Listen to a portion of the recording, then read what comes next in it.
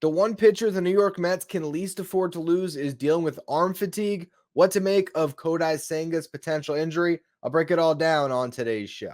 You are Locked On Mets, your daily New York Mets podcast. Part of the Locked On Podcast Network, your team every day.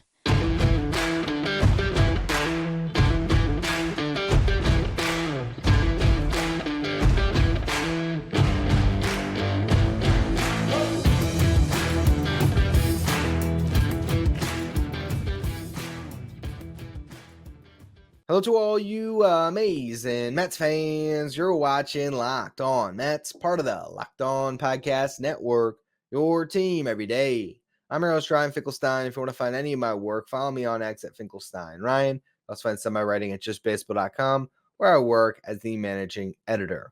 Today's episode is brought to you by Game Time. Download the Game Time app, create an account, use the code Locked On for $20 off your first purchase.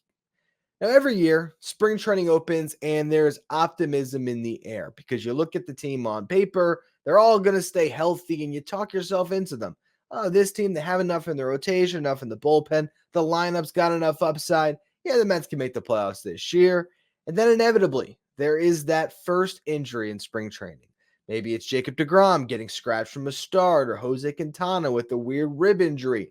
You never know what it's going to be, but when that first injury news hits, you remember what it's like to be a Mets fan.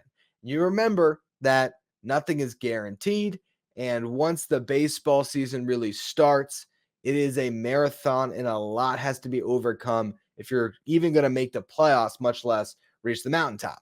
Well, Wednesday, the Mets got that first taste of reality because Kodai Senga came to camp with some arm fatigue. Now, this could be nothing, okay? Kodai Senga could be throwing a baseball again this weekend, and he could get right back on track, and he could be all set to go to pitch opening day. That absolutely could still happen. Or it could be something that's way worse, and we just don't know. There's no way of telling what this is going to be right now. He pitched on Tuesday, had a bullpen, shows up on Wednesday with arm fatigue, and that is it. He has not gone into an MRI tube yet. They haven't plotted any course of rehab or assess the injury. It could be something sprained. It could just be, hey, his arm's tired. Sometimes guys show up to camp, particularly guys have as much mileage on their arm as Kodai Senga does. And, it might just be a longer start. It might just be, all right, you got to pause for a couple weeks and you get back at it. It could be Kodai Senga is not really dealing with anything major. His spring training gets delayed. He goes on the 10-day IL to start the season. It could be like Justin Verlander last year, where he misses some time in the beginning, but ultimately by the time you get into, end of April, May, he's right back into the fold and the Mets can roll and they have enough depth to deal with an injury like that. But when you look at a player as important as Kodai Senga is to this team, it's hard not to be pessimistic. It's hard to keep that optimistic hat on and say, oh, everything's going to be fine. Because there was language in Kodai Senga's contract that made you wonder about the health, and there was some reports about that. When he first signed the 5-year, $75 million deal, which does have an opt-out for year 3, there was a lot of people that were like, wow, it's a little bit light. I thought he was going to make a little bit more. And you look at the exact language of that contract, it was absolutely structured to protect the Mets in case of an injury. Now, last year, he did not get injured. He took the ball. He pitched over 165 innings. He was amazing. But now you look back at that contract and you start to wonder a little bit. So let's just go through it real quick. Kodai Senga has an opt-out available after 2025, the first 3 years of his deal, if he pitches 400 innings from 2023 through 2025. Now, like I said, he threw over 165 innings last year. It was 166 and a third. So to get that opt-out to be a free agent after next season, he's got to pitch 233 and 2/3 innings over the next 2 years. If he's healthy, he's going to get there. If he misses some time, he might not get there. And even further, there is a option in 2028 on this 5-year deal that turned into a 6-year deal that'll vest if he gets Tommy John surgery or if he has a right elbow injury that keeps him on the IL for 130 plus days. That option will be for $15 million in 2028. It will increase $2 million if he wins a Cy Young or $1 million apiece. Oh, not $1 million. if he gets the Cy Young at some point, it's $2 million. If he finishes between second and fifth, it'll also be an additional $1 million. So let's just say he doesn't pitch this year, but it's something that it's not a surgery related. He comes back and he pitches, next year and is second in Cy Young voting, and it happens again. That option will keep ticking up, but again, that is for 2028. So the bottom line through all of it, regardless of the kickers on that contract, the deal is a 5-year contract with an opt-out that'll trigger if he gets to 400 innings. If we don't see him much this year, it's going to be hard for him to get to 400 innings. Then it's just a 5-year deal, and then there is that option. If he spends 130 days on the IL at any point, with an elbow injury in particular, this is what can happen. We saw Masahiro Tanaka have a tear in his UCL with the Yankees. He took time to rest and rehab, and he pitched with it, and pitched very well with it for a long time. I'm not saying this is definitely a UCL injury. It could be anything. But with pitchers nowadays who are popping UCLs every single month, it feels like, there's always another guy down. I remember last year at Just Baseball, we were talking about like the all Tommy John rotation right now. It was during the season when you had Jacob deGrom, Shane McClanahan, Walker Buehler was coming back from one. There was so many guys that were dealing with this. You don't want to utter it. I'll knock on wood for everybody, but the injury is the injury. We'll see what it is. I'm not saying that's definitely what's happening here. But when you have this language in a contract, it speaks to some uncertainty. And when that guy who is so important to your team, he's the only frontline starter anywhere in that camp. Yeah, sure. If Luis Severino turns back the clock 5 years, maybe he will be a frontline starter. If Sean Manaea's work with Driveline makes him a completely different dude than he's been throughout his entire career, maybe he's a frontline guy. If one of the top prospects come up and has a Jacob deGrom-esque rise in 2014 where nobody saw that coming, sure, maybe there's a frontline guy. But at this juncture, there was one frontline starter in that entire camp, and that's the guy that has arm fatigue. It's brutal news. Now, hopefully, Carlos Mendoza gets in front of the media on Thursday. It's no big deal. We're going to let him rest for a week, get him back out there. He took an MRI, it shows a clean bill of health. And then you're still holding your breath, but you're feeling a little bit better. And we certainly hope that's the case. But for right now, for this team, it's potential devastation because the guys that they have left to fill the void, they're just not good enough. I don't want to go through that next. What is in-house to replace Kodai Senga?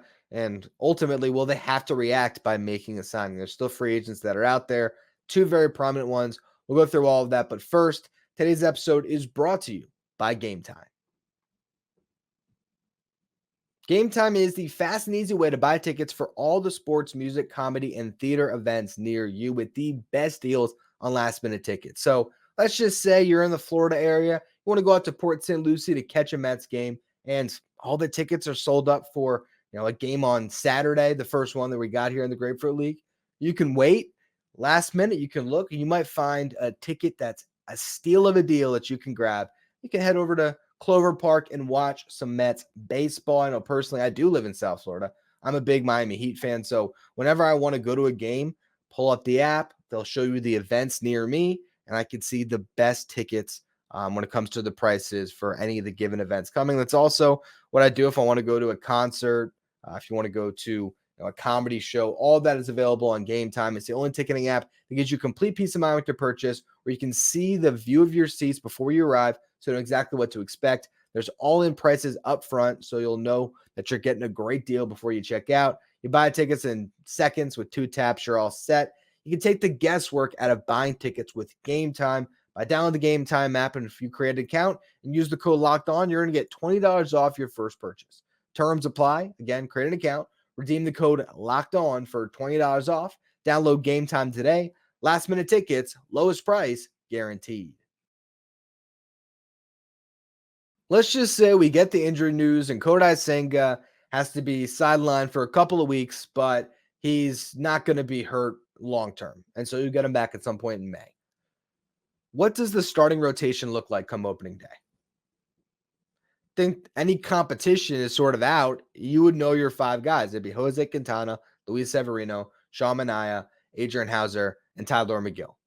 And there's enough off days early on that you might be able to get by with just those 5. Beyond that, you have Jose Budo, Joey Lucchesi, Max Kranick that picked him up off waivers. I assume he was going to be trying to be transitioned to a bullpen role, but I've seen multiple articles from the beat guys saying that he is a option for the rotation. So I guess he's getting stretched out. He's a guy that throws pretty hard. We'll see. You can't expect too much, but it's more options that this team has, right? That's a lot of depth. That is depth that can carry you through the first month of this season. I'm not saying it's pretty.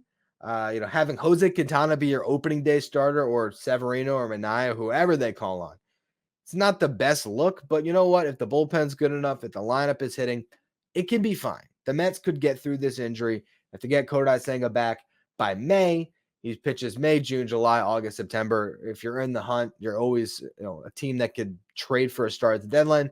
The Mets don't have to panic and sign somebody. Now, they also could sign a smaller piece, right? You could say, hey, Noah Syndergaard's out there. Bring him in on a minor league deal or a split deal. You could say, I think Corey Kluber retired. I'm just going through the options. Zach Greinke is a free agent still, I believe. The Royals haven't picked him up yet. You could throw him a major league contract. Say, all right, whatever. We'll put Greinke in there. We have a good defense this year, and we'll make sure that you got Bader, Taylor, and Nimmo all out there whenever Greinke starts. And you just let them run down fly balls and you see how much he gets lit up. I don't know. You could go somewhere a little bit higher end than that. You sign Mike Clevenger or Michael Lorenzen on a 1-year deal. Guys that are coming off pretty decent years. I think Lorenzen was a Tigers all-star, if I'm not mistaken, but his numbers got a lot worse when he went from that spacious ballpark in Detroit to Philly. So I don't know how he'd fare in this division, but hey, he's a guy that'd be stretched out. He can certainly give you innings. Same thing with Clevenger. Clevenger comes with some stuff off the field you might be a little bit concerned about, but as far as performance on the field, he was very solid last year. So the Mets could make one of those signings. Guys that are still free agents that they can get on 1-year deals that don't really change the timeline. They don't make you too worried about 25, 26, 27. You sign a guy because you need an arm because now you're more concerned about Kodai Senga's health. And you just have to make sure you have bodies in that rotation. You could do nothing, trust the depth that you have. Maybe the Mets are blown away by Christian Scott in camp right now because he certainly is the top pitching prospect in this system. And while I don't think he's going to be able to give you 120 innings even this year, I think that's probably sort of the max. You could eat up his innings early and know that you're getting David Peterson back at some point this year, that you might be getting Senga back down the line again, depending on what this injury is.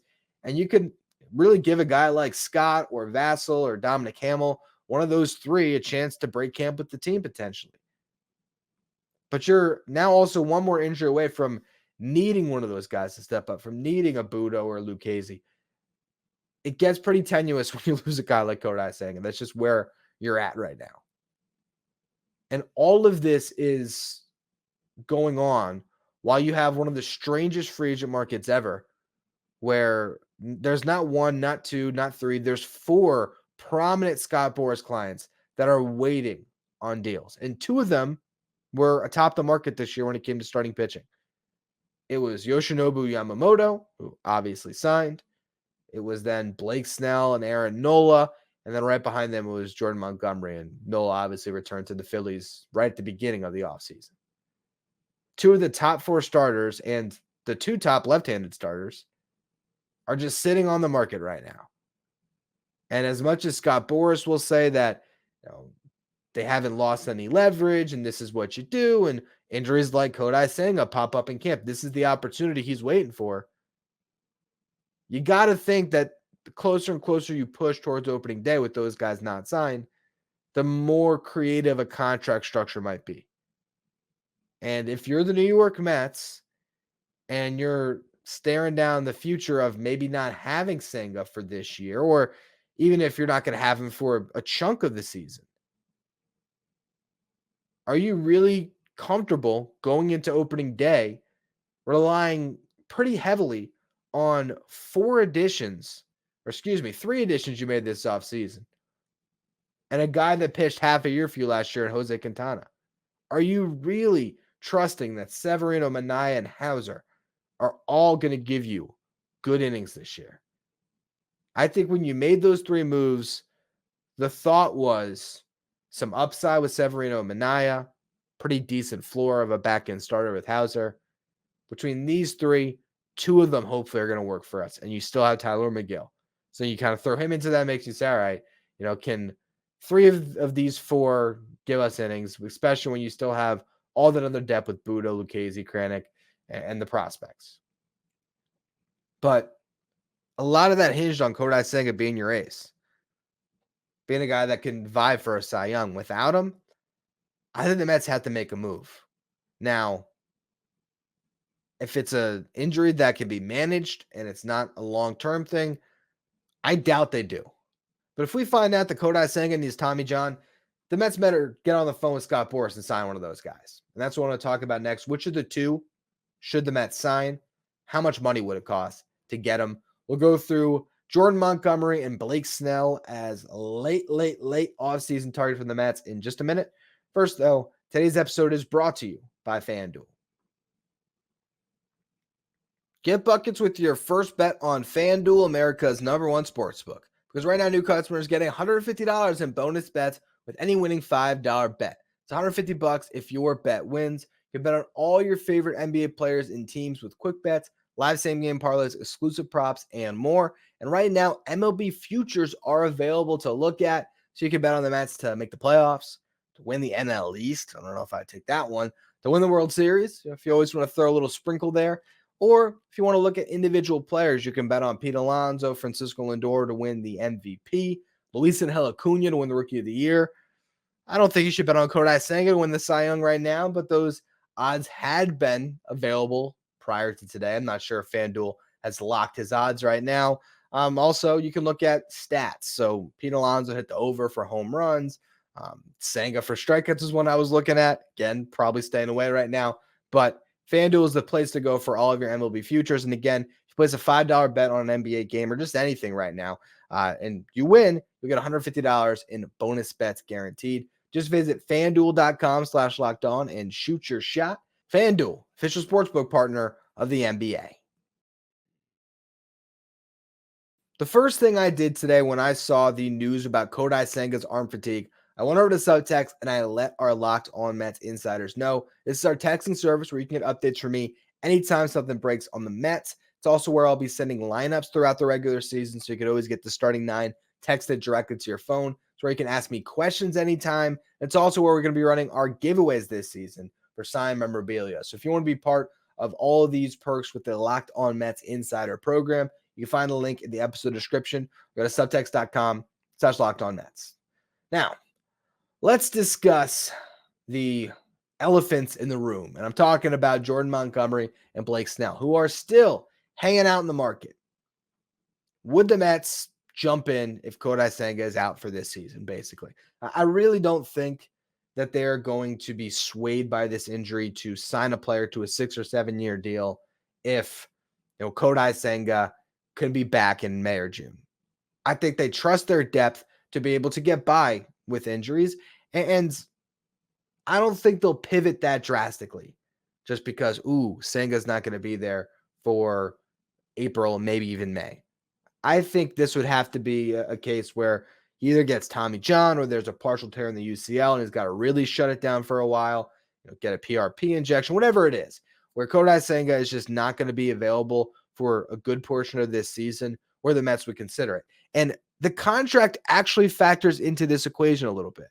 Because if you know that Kodai Senga is not going to be in your rotation this year, you look at his contract, you think, well, okay, we thought we'd have to address the rotation potentially after 2025, either by re-upping with Senga or signing somebody else. But now Senga's under control on a pretty nice contract for, 25 if he's able to get back by then, 26, 27, 28 even. So now you're looking at 4 more years of control beyond this season at reasonable dollar amount too. So let's just say you sign Jordan Montgomery for $22 million per, and Kodai Senga is making 14, 15. Well, now, I mean, you were just paying Scherzer and Verlander $43 million. You could have those two guys on your book for $37 million for 4 years after this season, something like that. It starts to make more sense, not because, oh, you definitely have to say it's just the confluence of all of it. It's this year you need an arm. So now you're more motivated to sign one of these guys. And then on top of it, it's knowing, all right, well, long term, we have some options. We have some things that we can do on the payroll side of it where it can make it a little bit more palatable, knowing that Senga might be locked into a better deal. Now, with that said, if he does need Tommy John, you're gonna have a whole bunch of concerns about what the rest of that contract looks like. But his dollar amount is low enough that if you know you have him beyond 2 years, I think it might also make you a little more aggressive when it comes to signing one of these other guys. Now, setting that aside, let's just talk about the dollars that these two guys want. Blake Snell, I think, prices himself out of the Mets payroll here because he's going to want north of 25 for sure. He's going to want a long deal. He also has the qualifying offer attached. So David Stearns is trying to rebuild a farm system to have to give up slot money and picks and all of that. I just don't see the Mets going after Blake Snell. I really don't. But Jordan Montgomery is a free agent I can see the Mets talking themselves into. Now, earlier this offseason, Joel Sherman said he was trying to top Aaron Nola's contract. That was the asking price. He got a 7-year, $172 million deal. So how much were they trying to top it? There was another report that came out this offseason that Jordan Montgomery was looking for somewhere between $20 and $25 million. Let's put those two reports together. If he's getting $25 million per season and it's a 7-year deal, how much money is that? 7 years, 175. I bet you that was the asking price all offseason. 7 years, $25 million per. No one has bid on that. So now what's the asking price? How much can it come down? I think it depends on years and AAV. So if a team gets to his AAV on, let's say, a 5-year deal, right? So 5 years, $125 million. Is that what he ends up taking? I feel like it might be, but that could be pretty far down the line in spring training. I think at that price, there might be some real competition to sign him.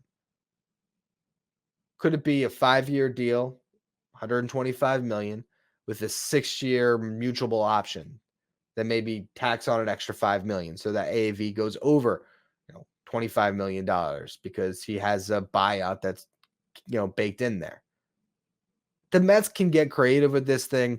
And whoever does sign Montgomery, they are going to get creative because maybe it's just, all right, we'll give you the 7 years, but it's on the low end of $20 million per. So it's, 7 years, 140, which $20 million a season, that's not too bad. I don't know where this ultimately lands. If I was the Mets, I would be pretty hesitant to go beyond 5 years. I'd go to 6 years. Let's just say it's 6 years, 140. I think that's sort of a kind of middle ground through all of the reports where he's making $23.3 million per season. It's right in the middle of 20 and 25. It's less than 7 years. It's certainly less than Nola got. And it's definitely a big chunk of change. But if you're the Mets and you're signing Jordan Montgomery, I feel like you're pretty confident he's going to go out and he's going to take the ball for you and give you innings. And that's what this team needs. And he might not be your prototypical ace, but guess what? The playoffs last year, when Max Scherzer went down and Jacob deGrom was already out with the Tommy John, the Texas Rangers needed somebody to step up, and Jordan Montgomery was taking the ball the first time out.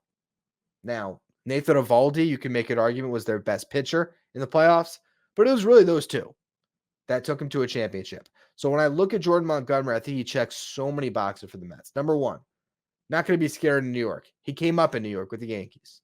Number two, a bulldog that's going to be good in the playoffs. Number three, he's a 6'6" horse that should be able to give you innings. And with all those boxes checked, if he's maybe getting paid like a number two and ultimately is a number three, it's Steve Cohen's team. 7 years, 175, no chance.